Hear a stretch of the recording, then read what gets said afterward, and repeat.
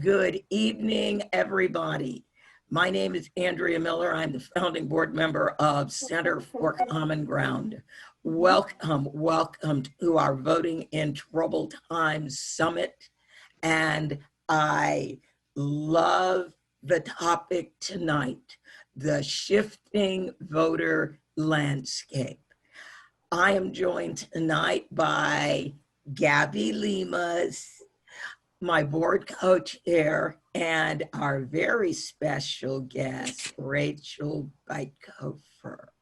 So we are going to be having a very, very fascinating and interesting discussion. But before we get into that, I want to spend just a couple of moments. This would normally be our board update day, updating everybody on what happened in our happy little world this week. So let me do that. It's gonna go quick. So pay attention. You know this drill. We're Center for Common Ground. We are empowering underrepresented voters, and you are part of the Reclaim Our Vote campaign. We are working in Alabama, Arizona, Florida, Georgia, Mississippi, North Carolina, South Carolina, and Texas. We only work in the fun states, baby. All right, now, in 2020 so far, thank you to all of our 21,000 volunteers that are out there. We have sent 6.3 million postcards to voters in our target states. Ooh. Yay. All right, now, this number that you are seeing are the calls we have made this week. 34,719 calls to the great state of North Carolina. Yay. All right, we've got about 1,000 calls into Alabama. Those phone banks just went up. 16,420 calls to Texas. We will post this PowerPoint in Slack for a total number of calls this week, 67,086. Go volunteers for Reclaim Our Vote. Oh, that's got the old number. Our total phone calls in 2020 are 571,000 and change. And I think everybody heard the Georgia primary results. Those have posted in Van. So if you didn't, because we've got a big crowd tonight, phone banking works, and that is why we're going to need you and want you to do it.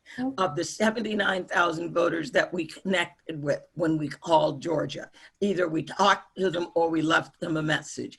57,610 of them voted. Now, for the incredible news, 25,000 of those voters had never voted in a primary before. And an additional 10,494 voters had only voted in one primary before. People who vote in primaries tend to follow through and vote in the big election. Now, we buy billboards, and a very special thank you to everybody that has been part of the billboard fundraising campaign. We raised the amount of money that we wanted, and our people are out buying billboards right now. The billboards went up today in South Carolina. So our billboard message this year, like our postcards, is going to be vote your power. South Carolina starts voting on the 28th, or at least the counties where we're putting these billboards start. Other counties start on October the 5th. So absentee voting is for everyone, SC votes. Text vote to 202-301-3031. So that's our billboards. Our RV, we have the designs. We're a little bit late getting started, so I may have Katie do this at the end. Our RV has a name, and I love its name. It is called Notorious RVG, the Ruthless Vote Getter. So it will be carrying on the back the Vote Your Power, Reclaim Our Vote message, and messages about vote equality and constitutional amendments and how equality in voting is for everybody. We've got the campus billboards installed, and that's the end of my new news. So, Gabby, if you would be good enough to introduce our guest. Thank you so much, Andrea. I'm always so proud to see the work that you guys at Reclaim Our Vote is doing. It's amazing. I mean, literally, you're changing democracy one voter at a time. So good evening, everybody. It's an honor to be with you once again for the 5th installment of Center for Common Ground's Voting in Troubled Times webinar series. Welcome to you, our loyal audience. We really appreciate that you took the time to be with us. And I want to give a special shout out to our Reclaim Our Vote Watch and Act parties. Woohoo! Thank you for getting together and joining us this evening. As always, we do our best to bring you the best and brightest experts in the field on all issues voting. And especially now as we're getting closer to Election Day, 40 days, they say. So we still have some challenges ahead. We're facing a very critical moment. The weight of this election for me just got heavier. And every week it feels like some terrible event gets brought into the limelight.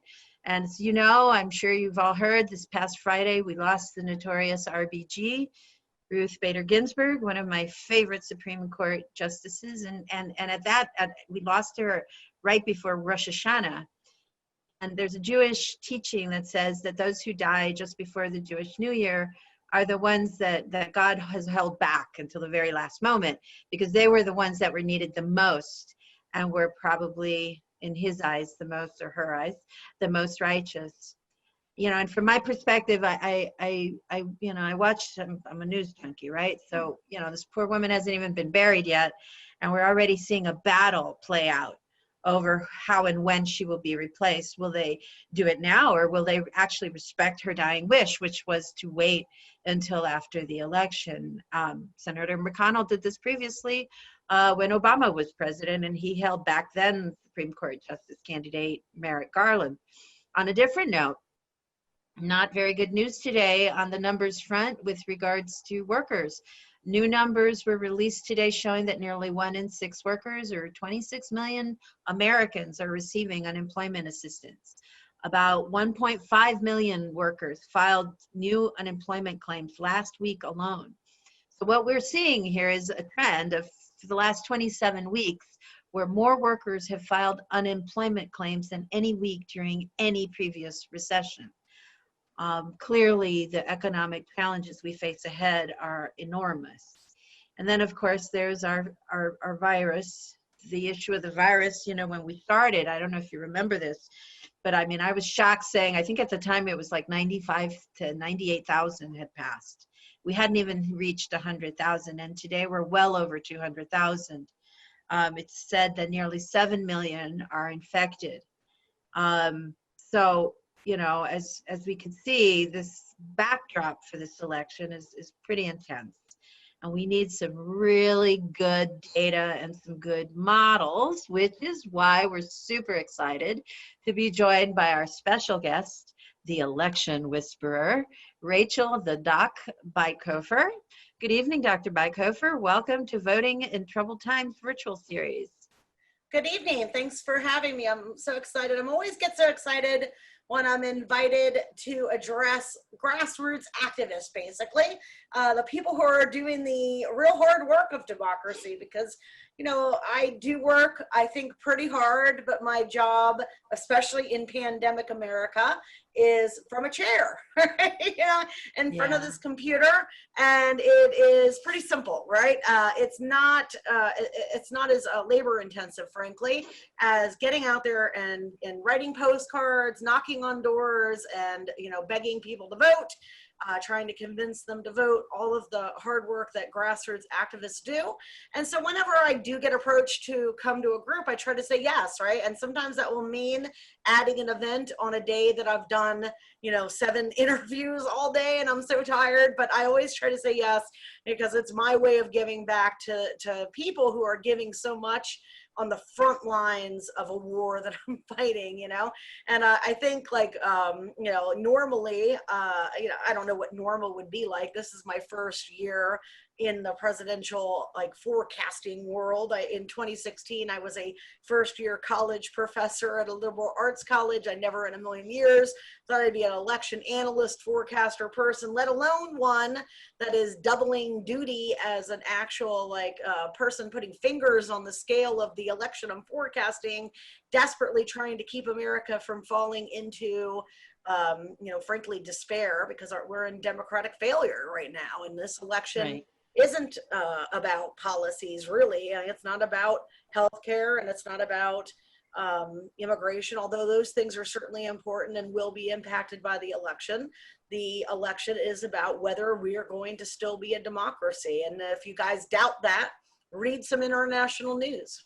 Okay, because across the world, everyone is looking over the Atlantic or looking here, and they are deeply concerned about what is happening here.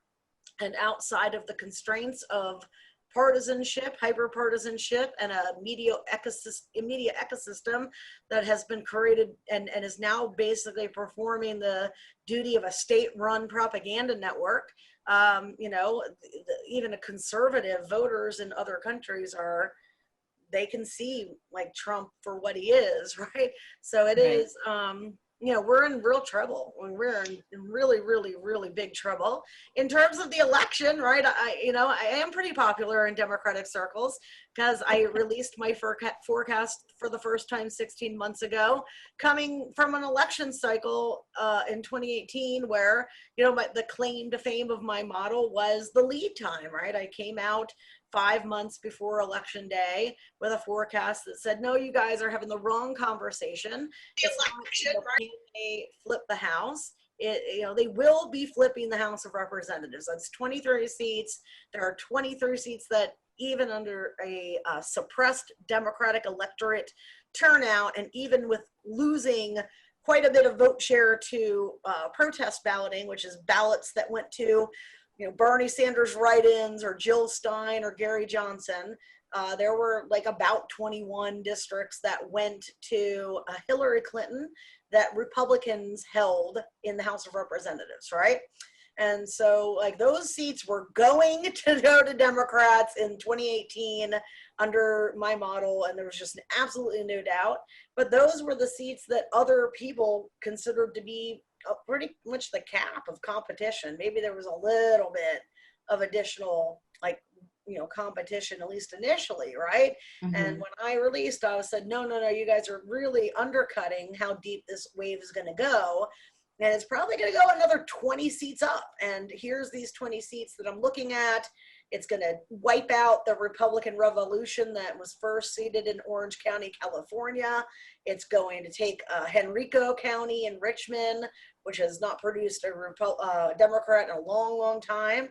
And here, there in the suburbs used to be, if it was outside of Philadelphia, it could be good for Democrats, but if it was outside of Atlanta or Dallas and Houston, it wasn't good for Democrats. And now, because of college educated voters rejecting a party that's rejecting science, it's a whole different ballgame. And so my model was really out there at the time. And I said in the forecast, this is a radical forecast, but in the fall, it will be the mainstream forecast. And that's exactly what happened. And now in 2020, here's the same thing. I mean, I released it on July 1st of 2019. We had no nominee. We had no pandemic. We had certainly no economic collapse. The economy was humming along. And I said, you know, short of a major crisis, and probably not even then, and short of the nomination of Bernie Sanders, which would cause a civil war of messaging, at least within the Democratic Party, you know, this is what's going to be going on in the fall of 2018, a year plus some change forward from now. Donald Trump is going to be hated, and the Democratic base, and not like the progressive base, but the coalition that makes up the Democratic Party is going to be just like they were in 2016, terrified.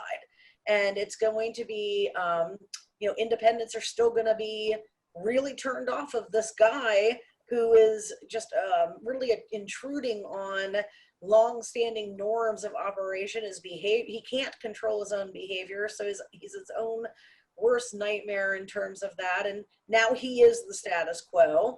And so when we get to the fall of 2020, Donald Trump will have a competitive disadvantage against Biden, and he'll lose, right? And, you know, of course, now here we are, right? And everyone's kind of like, oh, you know, you know, they're basically where my forecast is, right? And it's a mainstream forecast, but we've had this pandemic come in, and I think it has a little bit helped. I think it's added a little bit of cushion to Biden, but it's been depressingly inelastic. You know, we've got the worst pandemic bar none in the world, and you know, the world leaders of democracies had a menu of 10 items, and every one of them chose from this side of the menu of how to respond to the pandemic, and their populations, you know, I don't want to say enjoyed those responses, but they did. Like they got to, you know, deal with the pandemic in a way that ours did not, because Trump chose off of a menu that no one else would have ever chosen off of. And now we're suffering. I mean, we've lost more than 200,000 Americans with no end in sight. Right now, our plan, and you should make no mistake about it, our plan is herd immunity. That's what we are doing. We reopened the country in many, many places with a pandemic that was not under control at all. It was going up in Florida. It was going up in Texas. It was going up in Georgia. And we opened the economy. So that is what we call herd immunity. You know, that's what we're doing. And so, you know, it's been a disaster. And yet, your public opinion for Trump has been almost completely inelastic. And the reason is twofold. Number one, most Republicans do not get any real information about Donald Trump. They don't seek it out. They don't want to have real information. And that's a voter psychological trick that people use. You know, you don't want to be told bad news about something that you don't want bad news about, and you have the choice of not having it in this media environment. But also because, you know, people have a tribal interest in preserving power, especially as we're seeing a transition away from the dominance of white, you know, the white majority, right? And so there's a vested interest to look away, especially of other Republicans. And, you know, we're seeing a real struggle, like a kind of like a last gasp of a dying power paradigm. And it is, you know, at this point, like we've you know, since 1860, we've never been in a position where the country is in an existential crisis, where we may not be the same country 3 months from now that we are today. And, you know, I can tell you what's going to happen in the election. You know, the analytics, Donald Trump cannot win the election with the analytics that we have today. You can't be 12 points down in these polls. And it's, you know, there's polling environment, you know, is much more stable than it was in 2016. In 2016, the polls were sending a very clear signal about uncertainty that the big analysts missed. Nate Silver missed, you know, Dave Wasserman missed, Nate Cohen missed. I wasn't an analyst. I don't know if I would have missed it. I just know that I wasn't a miss. I wasn't in the industry, right? But when I wrote my book in 2017, you know, to try to tell people, look, it's not this white working class revolution. Like, it's not like he broke 50% and carried all these swing states and there's this like new movement, okay? It's a story of lower turnout, of the Obama coalition not showing up because not getting a message that the first liberal majority of the Supreme Court in 30 years was on the ballot, because Democrats suck at electioneering, and also all those third party ballots, right? I mean, it's a huge issue. So even though you got turnout in Wisconsin that could have won, you guys, a lot of people are very surprised to find out that in Wisconsin, a state where Trump carried by less than 1%, you combine the third party balloting and write-ins, which were in the thousands, like 20, almost like 20,000, it was like 15,000 write-ins. It was like 7%, okay? In a state that Trump carried by less than 1%, 7% of the electorate showed up and did not vote for Trump or Clinton. And in the big 2000 election that people think of as like the spoiler election where Al Gore got screwed because Nader, like in Florida, that was like 1.6. Okay, we're talking about 7% of the electorate. So that's a narrative that never got told because the analysts decided it was like, oh, it's the angst of the white working class. The white working class, like non-college educated voters, have been, culturally moving from the left to the right for a long time. That's really not a surprise. I mean, at least it shouldn't have been. And the degradation there is actually very mild. What was really big was this defection rate. And then the collapse of black turnout. It was like 5 points down from 2012. So I wanted to write a book about that. And when I started to look at the polling, I was like, oh, wow, there's a big signal screaming from this polling data, and that is a percent of undecided voters. It was not just big, it was big. I mean, triple the number of people were undecided, and it should have been a huge fire alarm. And in fact, Nate Silver almost noticed it. Like, he did notice it actually towards the end of the cycle, but it didn't, how something will dance near your synapses, but doesn't quite fire. It's like he noticed it and he makes note of it about something that he's like talking about for his forecast, but doesn't quite connect in the way that it needed to. And if it had, he would have said, actually, you know what, with 15% of the electorate undecided, like, my model doesn't know that. My model, a statistical model, like your God, when you build one of those things, it doesn't have any context. It only knows the world that you create for it, right? So if you don't tell it, hey, I'm feeding you these two-party vote shares and there's 15% of the vote unexplained, like, it doesn't know to deal with it, right? And so like 15% of the vote being unexplained is a lot of vote, guys. And it should be 6 at the end of an election like this. And so like that, that we should have been coming into election night with this narrative, and this narrative alone. The electorate is really, it's the everybody sucks 2016 cycle. But maybe that's not fair, right? Because like Clinton, Trump, okay? No brainer, right? But it's the everybody sucks 2016 cycle, and the electorate, it's this, and what it is this low information, independent part of the electorate is not, they're not jiving on either of these two candidates, and they can't make up their mind down to the wire. And so we have no freaking idea what's going to happen in Wisconsin and Michigan and Pennsylvania. And like, no one caught it. Not the best data analyst on these campaigns. No one caught it. So we should trust the data. The data is telling us Donald Trump is going to lose, and he knows it. And that's why, the Morning Joe. The data is showing Donald Trump is going to lose. And if you saw the, Morning Joe appearance I was on today, the conversation is, like, how are we going to get the ballots counted? Because they have, and it's not just him. It's not him, shooting out of his mouth. Okay. It's not Crazy Don. And it's not even him and like, his little evil attorney general guy. Like, this is a coordinated effort within the Republican National Committee, led by their chairwoman that I've been tracking for months, and was delighted to see somebody else was too, apparently, because the professor, what's his name? Professor Gelman published an article in the Atlantic that hit, I think, yesterday, that he had actually, interviewed some members from the Pennsylvania and Wisconsin state legislature who admitted, yeah, I've been reached out to by the Trump campaign about willingness to sit a delegation from Pennsylvania that's not, if Pennsylvania goes to Biden, and we can hold up the count through court challenges to January 20, would I be willing as a state legislative, representative, the majority party, to send in like a fake delegation basically and steal the election, that's what they're planning on doing. And it's not, they are setting up the infrastructure to do it. It's not some maybe we should do it. They're actually moving their chess pieces around all across the country. They've got the legal team that they're building. They're talking to these state legislatures. So, I'm really proud of Joe Scarborough because he got a sniff of that. He saw my tweet saying, hey, I've been watching this for months and it's much worse than you think it is.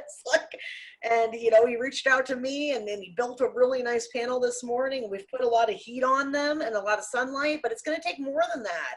And so people need to be aware, hey, we should be calling these state reps in every state of the country, especially these swing states, especially these Republican state reps, especially the majority leadership of these state reps, and telling them, we smell you, dude. We know what's going on. And the media in those states should be asking every single one of them, have you been approached by the Trump campaign to do this? Because, it is one thing to stumble yourself through accident, oh, this thing happens and A causes B and D and C and E and F. And the next thing you know, it's January 20th and there's no resolution and you come up with an idea to circumvent the Constitution, right? That's not what's happening here. These guys are trying to design a plan to basically do a coup, right? And we can't put up with it, and we can't just say, okay, well, we're just gonna let it, we can't do what Democrats do. We'll just let it play out and then we'll go to the streets and protest, right? There's, we need to be offensive about it, right? They're being offensive, so we need to be offensive, and we've got the legal teams in place fighting these lawsuits, but that's kind of what they want us to do, right? They want us to go there and fight the lawsuits and be stuck in court on January 20th. So we need to be more offensive than that and really put a ton of public pressure on the RNC as an entity. The RNC is the king, the linchpin to this, and he can't do it without them.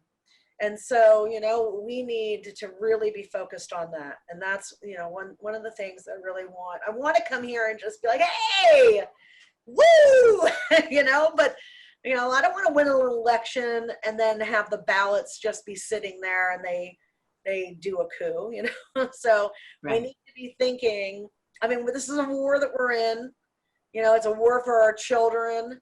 It's a war for our grandchildren. It's a war for our future. The people who fought the wars that came before didn't want to be in their wars either, but here we are, and now it's up to us. So welcome to the army of the decent. So let me ask you, you pretty much answered all my questions almost. But I was wondering, you've talked a lot about your model. Could you maybe disaggregate some high points for us about what you look at that's maybe different, that maybe on the voter side we could be paying attention to as well, like indicators that we should be watching? My model is, number one, the death of Ruth Bader Ginsburg is it's not going to help Republicans, right? And think about the Kavanaugh confirmation. Right. I would sit here and listen to, the Chuck Todds of the world. This is going to motivate Republicans. I'm like, dude, they won, right? Like the dude's on the freaking Supreme Court. Who gets motivated from a fight, the winner or the loser, right? It's the loser, right? And so this is going to be an additionally motivating factor for Democrats. Who was up Friday night wanting to puke all night? Was it them or us? Right? It was us, right? I mean, I'm coming home having been Twitter bullied out of my job by, the three dudes who control a market that, I've had to like scrap and crawl my way to get a piece of, just because I had the audacity to beat them one time, right? And be fat while doing it, I guess. If I had been young and pretty, maybe it would have been a different thing. But so I'm coming home dealing with that, and then I'm talking to a friend, and like just starting to maybe like get my rage, my incandescent rage under, and then like and then Ruth Bader Ginsburg dies on the same day, I'm like, like, really? Thanks, like, like, it was hard. and if anybody understands what it's like to have like, your career messed with because you happen to have tits, it's Ruth Bader Ginsburg, right? Yeah, like, so, I promise you, like, that's not going to help them, but, what Trump cares about is that vote on stealing the election, right? So, like, he's not going to be he's not going to care about what Mitch McConnell would prefer. And frankly, I think Mitch McConnell is gone all in on the idea. Oh, I agree. You know what I mean? I don't think Mitch McConnell is an institutionalist. I don't think he cares anymore about democracy. I think he cares about power. And I think like the thesis in the book version and this article I have coming out, and the one I'm talking about now that's really thought this through and has been studying polarization for 8 years and has read, when polarization first came up, you're like, what is causing it? Is it the media? Is it this? Is that? No, those are all mechanisms. Like those are things that are like helping it spread or reinforcing. What's causing it is that 50 years ago, white men controlled everything. And now they don't, okay? And Donald Trump was born in 1946, okay? And when he was 14 or 15 in 1960, 61, 1965, he was 20 when the Civil Rights and Voting Rights Acts were passed. And so when he says make America great again, like he means back when he controlled everything, right? And this is a condition that's faced the whole Western world, because white men controlled everything in all of the Western societies from the time people came out of caves, right? And some societies, Western democracies, have handled it better. And I'm looking at like, okay, well, why are some doing better than others? And a lot of it is like, did they rip the Band-Aid off, right? Like, so some countries used like quota systems to get to parity really quick. And we did not, right? The UK did not, right? And so of course, we have like, we're not unique because South Africa has this history. Australia has the history of the genocide of the Aboriginals. So we're not unique, but we're fairly unique because we have the slavery system, right? And so like us, like our white paradigm is especially antagonistic. And I don't think like you could walk up to some average white Republican and they'd be like, it's because I don't want to give up my white privilege, but like, it's what they don't want to give it up. yeah, that's definitely what's going on here. And so they're really fighting for dominance, and this right. and they see this election now. Like, and it doesn't help every time like they turn on the news, somebody will be like, this is the last gasp of the you know what I mean? Like, so they know it's true, right? And like you guys really, like, I don't know how many of you know this, but I would assume some of you of a certain age. I mean, I have to tell my students, like, I was the first generation. I had no idea. Like when I was in middle school and high school, like I had no idea I was the first generation of women with like legal egalitarianism, like my mother I was born in 1977. You guys are gonna be like, what? She's so old? Like, I didn't know that. I got a late start to life because I was having fun when I was a teenager, and I didn't go to college until I was 24, and I was a single mom, and I went to a community college, and then it took me forever, you know, to go to college and get a PhD and finally get to do the stuff I wanted to do. So, you know, I got a late start, but I remember just being like really blown away when I was in 5th grade doing civil rights stuff, and it was like 1986 or something, and I'm like looking at the thing, and I'm looking at me, and looking at the teacher, I'm looking back, I'm looking at the class, because like we have a mixed, you know, racially mixed class, and I'm like, wait a minute, 1986, 1964, 1986, 1964. Like, you're mean to tell me, like, 20 years ago, dude, like we were doing that shit, you know, like that was like the moment, like the American Pie baseball like bubble popped, right?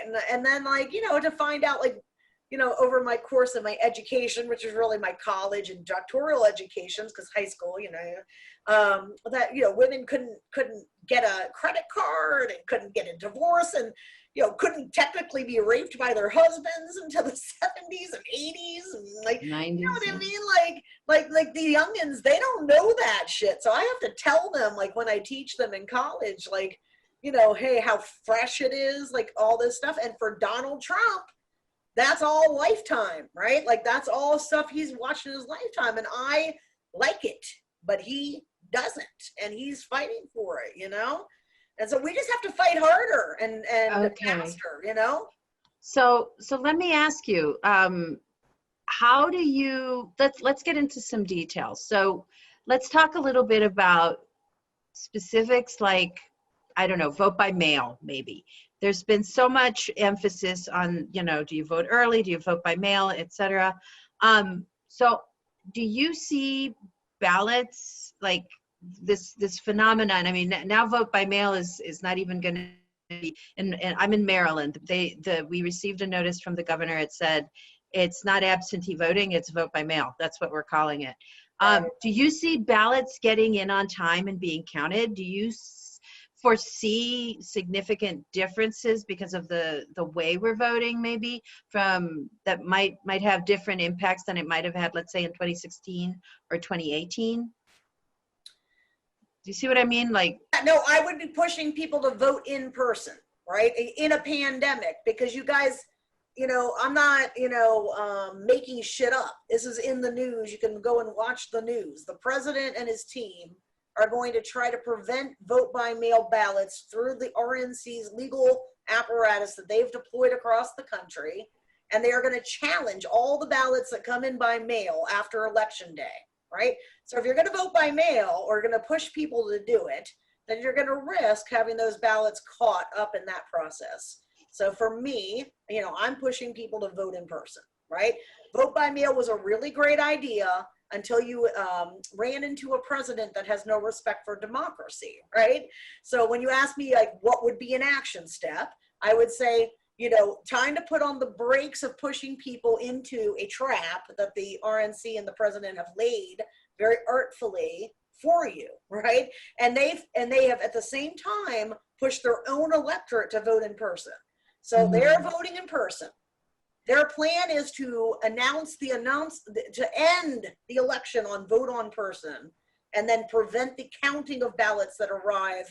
All of the Democratic apparatus, meanwhile, has been very successful in their suits. They've gone to court and they have won many victories. Ballots are going to get accepted 5 days after the elections. It's going to be accepted a week up to after the election, here, there, and everywhere, okay?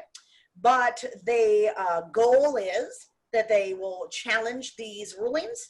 They will take them through the appellate system. They will take them to the Supreme Court system. They will delay those counts. In the meantime, Trump is going to work the system, work the media apparatus that he has access to, and try to run out the clock to the day that the constitutionally obligated day that the president gets sworn in. I mean, this is in the news. You know, I'm not making it up. Right. Thing that I'm trying to, you know, sell to you guys. So I can talk about my forecasting model, right? And I can tell you, look, The forecasting model tells you this, that, and the other thing. But what I'm trying to explain to you is that this thing is sitting here on the other side of the election. And like, you know, your action steps have to consider, like, what are we going to do? You know, if you're getting your ballots in early, like right now early, it's good. But like once we get to the point where we're really deeply into October and the election's November 3rd, should you be pushing people to vote by mail the last week of October? I don't know. I don't think that I would be doing that. So let's talk about, okay, so now we're looking at early voting as well, right? Yes, early voting is a great thing to be but not all states are giving, like we only start early voting on October 20th. In Texas, Greg Abbott, the Republican governor, passed early voting. The lieutenant governor is suing to get rid of it. Right. Okay? So we have like, what I'm trying to convey to you is there are fundamentals. These forecasting models are talking about an assumption that people want democracy to happen. And we know for sure that there are these players who are doing things to prevent democracy, right? So your activism needs to be savvy about that and needs to consider that. So what about voter suppression issues? I mean, I think we're going to be seeing a lot of tactics that have been seen in previous years. That's what I'm saying. That's what I'm talking about. I mean, Okay. when somebody sends a ballot in and the Republican National Committee prevents that ballot from counting or being counted, you are suppressing a vote, right? Right. One of the things that has been. What about in-person ballots? Yeah, well, that's one of the things that is actually a really great advance is that we've seen arenas open up, big sports stadiums so especially if you're doing activism in a big urban area, you know, we're seeing a lot of these sports stadiums, a lot of college football stadiums being opened up to accommodate in-person balloting. So again, like I think everyone had it in their head, let's do vote by mail, let's do it. And now the Republican Party is like, okay, let's take advantage of that and cut off vote by mail ballot counting, which is, you know, will they get away with it? I don't know. But would you want, you know, to risk, you know, you can see in data right now, like in the poll that I ran for of rural voters in Pennsylvania, all the Democrats were saying they will vote by mail, none of the Republicans. Right. Right? Right. Well, there's that, yeah. Okay, so we're getting really, really close to the end. I have a Hispanic Heritage Month question for you. So it's Hispanic Heritage Month, and I've seen a number of articles come out that are very worrisome, mostly related to one that came out about Arizona, that Latinos in Arizona are voting for Trump, especially business owners. It's a real strong libertarian line. And then the other was, and I just saw it right before we got on, apparently Representative Mercasel Powell from Florida, and Joaquin Castro from who's the head of he's from Texas, San Antonio, but he's also the head of the Congressional Hispanic Caucus, and they've submitted a letter requesting an FBI investigation into disinformation and trolls, et cetera, going into Florida. So you have two very different sets of articles, both of them obviously reacting to the Latino vote that is, you know, and I say this as a Latina and as a longtime advocate, it's hard to turn out the Latino vote. We're still sort of finding our way through the process. So I just wondered, what do you see, especially like in Texas, Florida, Arizona? Yeah, so Florida's going to be like a whole different situation. But let's talk about Texas, Arizona. Arizona in particular is going to really be, I think, a spectacular success story for Latino voters. I mean, California is the first success story, right? But we don't talk about it anymore because California used to be a swing state, and right. now it's a blue state. And the reason it isn't a blue swing state is because Latino voting got, so good that it became a blue state, right? And so Arizona is now a swing state. And the reason is that in 2010, they did the, show me your papers law. Usually a group needs a political, like, event that motivates them to get involved. So like if you look at the history of the NRA, they were like a gun safety advocacy training organization, right? And then once shootings started to become more prevalent and Congress began to look at regulation for guns, that's when the NRA turned into a political advocacy group, right? So like in political science, we talk about sometimes it's an event, like an actual singular event, but oftentimes it's just a series of events that puts pressure on a group that causes them to start to organize and become politically engaged, right? And I imagine you guys, for example, did not exist prior to the election of Donald Trump, right? No, I don't believe we did. There you go. So your event was Donald Trump, right? And so, when we talk about with Latinos in Arizona, it was that show me your papers and kind of the Sheriff Joe thing combined. And so, here we are a decade later, and it really was 2018 the first time that organization and that grassroots investment and the candidate training and the volunteer training and all that infrastructure takes a really long time to build, as you just noted, that you were talking about how it's hard to get Latino voters to vote. And then with Latino voters too, we're talking about a population that tends to immigrate in, and we're talking about predominantly legal immigration, but yes too, we do have some illegal immigrants who come in and then have children who are legal citizens, right? So, a lot of times it takes time for that culture of civic participation to emerge too. So in Arizona, they are they're really now very well organized, and that's why we're seeing so much success over there.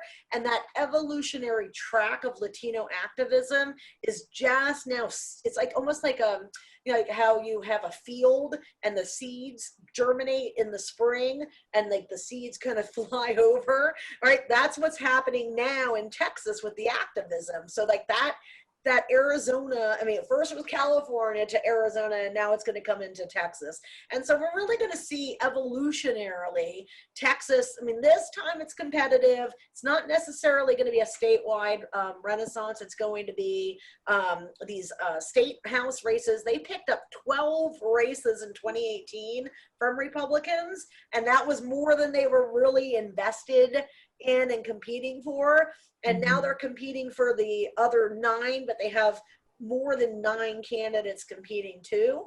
And so they're probably going to pick up that much, right? And so if they flip the Texas State House, they pick up another 3 or 4 House seats in the Congress. That's a hugely successful Texas cycle, even if Joe Biden doesn't quite carry it over the finish line, right? And so, that's a different scenario, because in Florida, right, we're really talking about a state that has the Latino population, number one. Florida's been a swing state since I was born. I don't even remember an election where Florida wasn't at the center of the conversation, right? And the Latino population has been there and being organized for a long time. But the Latino population in Florida is very distinct, right? It's very unique, because it's heterogeneous in a way that, it's not to say that there's no heterogeneity in Texas. It's very heterogeneous there too. But in Florida, you have a spin, and you have that Cuban population, right? And that Florida Cuban population is very distinct from all the other Latino populations, because they're heavily Republican, and they're heavily Republican over the issue of Castro and communism. Communism and whatever, right? And so that has always kept the GOP more viable than than they are in other states with other Latino populations. Always been a good advantage for them. Marco Rubio, Ted Cruz, they're Latinos, but they're Cuban Latinos, right? Right. So, but the other thing in Florida that has always helped Republicans kind of overcome what is actually naturally a demographic disadvantage in my work. So like my model's like, Florida, why aren't you going to the Democrats? They have a registration advantage. It's a diverse state. It's got a great African-American population. It's a state that should be not going to Republicans, right? One of the reasons is Florida has a very unique attribute to it, and that is that it's very, very old. Okay, it's got Right. like because of all the people who come down there to retire, because it's the retirement capital of the world, of the country, right? And the other state that's as old as Florida is Maine. And so if you were to like map out like the states of the world, of the country, like there's two outliers, and that's Florida and Maine. And Florida is so old, that it's I think like a whole standard deviation over the other states. Okay. And as remember I was talking about like this, what's motivating Republicans to kind of take things to the point where we're really breaking democratic institutions over this election, and it's this power paradigm and da da da da da. Well, with the realignments that we've seen, with college educated voters moving to the left and non-college educated voters moving to the right, and those realignments are what builds my model, and is how I've been able to identify where a Democrat's going to win. They're going to the suburbs of Houston, the suburbs of Dallas. Yes, they've been voting for Republicans, not anymore, okay? Not after 2018 and not after 2020. They're going to the left now, and it's going to reshape Texas eventually. In terms of older people used to be more Democratic, but as cultural issues became a dividing line, because there were no such thing as cultural issues prior to 1970, like everybody knew where women belonged, and it was in the kitchen. So it wasn't a party issue, right? There was no party issue on women. Democrats and Republicans agreed women should be cooking my dinner, right? There were no like abortion wars in the 60s and the 70s, because abortion wasn't an issue at all in terms of party and gay rights. Everybody was anti-gay, sadly, right? There was no party like thing on that. And as those things became issues in society, younger people are very socially liberal, older people are not, right? I mean, we can see this very clearly in data. And Donald Trump represents the non-socially liberal wing of the country, and so those older people did break for him pretty decisively. Now in this cycle, we are seeing some erosion of that group, not amongst Republicans, but like pure independents. And where that erosion is coming from is the fact that he has mismanaged the pandemic so badly. And who is dying of the pandemic? Like who's dying? African Americans and Latinos. Yeah, but old people, okay? And older people, right? People who are over the age of 60. We're at 200,000 deaths. Like in Canada, they haven't. They're less than 10,000 people that have died. Okay, like they have days where no one dies. We have days where 21 people die in Kansas City, right? Guys, we are, and if you've never pulled up the John Hopkins map of the world and COVID, you can spin it all you want. Like we are in a catastrophe in the United States in COVID, and we are an outlier. Like we're doing American exceptionalism, and it's just an indisputable fact. And if you happen to be older, you know it because you're afraid of dying, So a lot of the older people are, the ones that are free of partisanship anyway, because we're at a point now where unfortunately partisanship is so powerful. You can see this in the rally footage that some people are following him, to their potential deaths. That's true. So we're at 9:04. Do you have final words of wisdom to share with us, how we can as activists step forth and, well, take our democracy back, reclaim our vote. So again, the main thing is, the stuff that you guys are doing with postcards and, the billboards I'm a big fan of. It looks like you guys are, doing the elbow grease stuff, and again, in a country, it's a real remarkable testimony that in a pandemic that will kill people, that if you want your vote to count, the best way to make sure that happens, if you can't vote really early, by absentee, so like in some states, like the absentee process has already started. I'm in one of those states, Virginia, and here we are on September 24th. Our absentee process started a couple of days ago, right? So Right. If I mail a ballot today, it's going to get there, yeah, and it's going to get counted. But if I wait till they purposely installed this man in the UPS and closed and shut down the mail or slow down the mail, I wouldn't mail a ballot expecting it to get counted past 10:15, frankly. And a lot of states, don't start their mail-in ballots past September, October. I don't know I don't know what the dates are, but I will tell you this: what should be happening in a democracy in which we care about the preferences of people to select our leaders is we should be making it as easy as possible for people to vote, right? And Right. we should want that to happen. And if you don't believe me, go read some international news, because outside of the US, our allies are characterizing us in a democratic crisis and looking at us in pity, frankly, looking at United States as a democracy that is on the verge of collapse. So, Yes, I actually was part of a web event yesterday with women from Myanmar, Indonesia, from Zimbabwe, Ghana. I mean, it was from all over the world, and it was really startling to hear them be so worried about us. yeah. And that, how they look to our democracy as the guiding star, and they're watching us, in their words, fall apart. Yes. So Yes. it's very, I thought I was up to date on things, but it was different when you hear the emotion with which they speak. Well, we're kind of here at the end. I'm going to invite Andrea to join us again. There she is, I'm back. our resident voting goddess. I was having a great There's a couple of those up here now, right?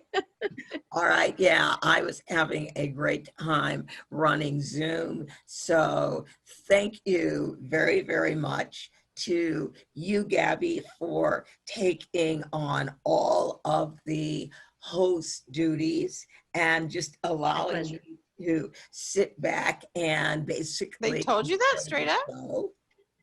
Say And Rachel, Wait, what thank just happened? you so very much for joining us. And a lot of the initial work that you did in Texas, I took your model, overlaid the census on it, and said, we're going to spend some time in Texas because there's some major work we can do in Texas, and I've got some hope for Texas. In January, everybody thought we were nuts, but look at Texas now, and we're not done. The election whisperer wouldn't have thought you were nuts.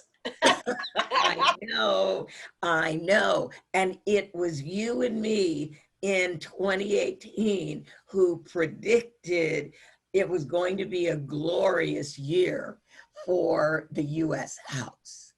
So, do you want to give a number? Oh, for what? For what, the House? No. Do you want to give a number? Electoral College. Oh, No. yeah, no, I have a forecast. So right now I'm building a new website Yes, It's gonna be a fantastical website.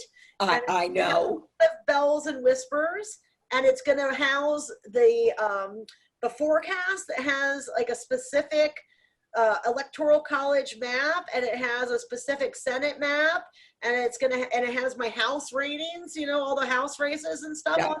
And it's going to be all updated because the House hasn't been updated for a while, so it's going to all be out sometime. Like, I wanted it to be Monday, but it might not be till Tuesday or Wednesday because I'm dealing with moving parts, and it's a lot to deal with. And this is not like a nerdy academic website like I've been stuck with, because one of the advantages of being pushed out of my job is that I have a beautiful new free. I can do whatever I want. I can have a fancy website now, and so it's going to be amazing new website, and it will be promoted on Twitter and everywhere, so you'll find it. You can Google for it. It will come up. I can't reveal the name yet. I'm so sorry. That's also a surprise. Okay. But it's going to be like, eventually, how about this? I'll make you feel better. It's going to be, because I'll tell you like what it's going to be, and nobody on nobody on Twitter knows this even yet.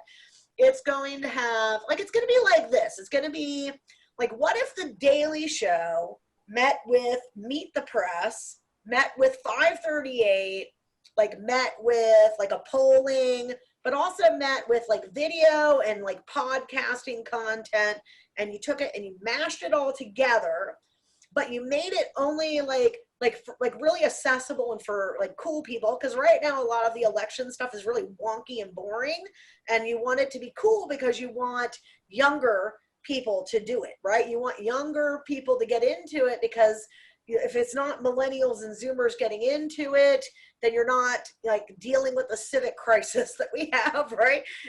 So like, that's what like my vision is, and I'm trying to, grow it, and it's gonna have, I can't, go totally into what that's gonna look like. It's gonna start though when I relaunch, the initial shell of this project, and it's going to have my forecast with the model that's recalibrated and fixed with state correlations, and all of that stuff. My forecast has been up for a very long time, though. It's been up since July 1st of 2019, and it has always said Biden will, not probably, not might, not maybe, will win the presidency, right? And it talks about the Midwest, how strong he would be up there, and how by the time we got to September of 2020, the conversation would start to turn to places like Arizona and Texas and places like that. And that's exactly what's happening right now. And then in the Senate, I talk about how, in order, Colorado and Arizona were like basically done deals, that there's just no way the Republican could survive in a cycle where turnout is really high for Democrats, and angst, and like angst about Trump and anger about Trump is high. And then I talk about Susan Collins, and I think that's a good way to kind of close out, right? Susan Collins, like, for her to survive, she has to get, because Maine it's a weird electorate in those three northeastern states. They have like a huge number of independents up there, Right. and like that's why they have Bernie Sanders and Angus King. There's the two independent senators come from those states, and so in that scenario, for her to win, you have to believe that in this environment, people are going to cast their ballots for Joe Biden and Susan Collins. And I just don't see it happening. Not in big numbers. Not like they did in 20, in 20, in other cycles. I guess she hasn't been on a presidential ballot for a while. But yeah, there's no way they're going to do that, because, this time the Lincoln Project is here. Even if the Democrats fail to make the connection, we're here to tie her to Trump and make sure voters understand Susan Collins is Donald Trump and Donald Trump is Susan Collins, which is how you get rid of that's how Republicans get rid of Democrats. And so that's how we're going to get rid of her. And, and then that pivot control seat is North Carolina. And it really is a tough state, because you have to win it on black turnout, and Democrats think you win it on conversion of white Republicans. So, we're just hoping and praying that the Kamala Harris pick is enough, to fix the Democrats, idiocy, and like let them win by accident. Oh, All right. Thank you so very much. Gabby, anything else? We are at 9:14. I This just want to has been say fun. thank you. This has been amazing. We have been waiting for you. Well, I'm glad I scared you guys with the RNC news, because it doesn't help you to win an election if the other party's willing to steal it from you. Just That's remember right. that. Well, that's absolutely correct. And burying your head in the sand isn't going to make it go away. So read some news about it, and then start calling those state Republican state legislatures and let them know you're watching them. Say, They're not going to like that. Oh, I straight up called out their GOP chairwoman on national television today. And then when I was done, I tweeted out, "Hey, Ronna McDaniel, here comes the sun." I saw that, and you had the sunshine coming on the guy or whatever. Oh, I bet you I got the whole of the RNC coming after me now. But I'm a free woman, so I can do whatever I want. I love it. We love it. All right. Thank you for all you do. Thanks. Blessings and good evening, everyone. Good evening.